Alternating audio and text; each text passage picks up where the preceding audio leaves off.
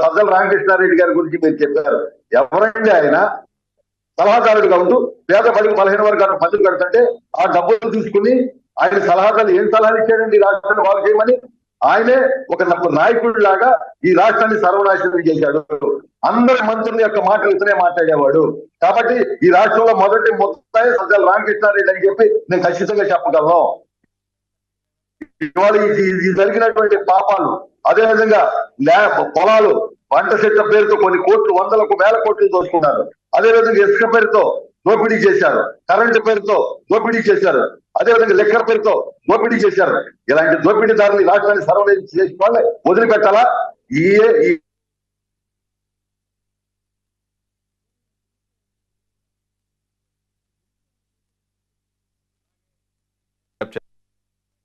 మూర్తి గారు, మీ అభిప్రాయాన్ని, ఆవేదనను వ్యక్తపరిచినందుకు గతంలో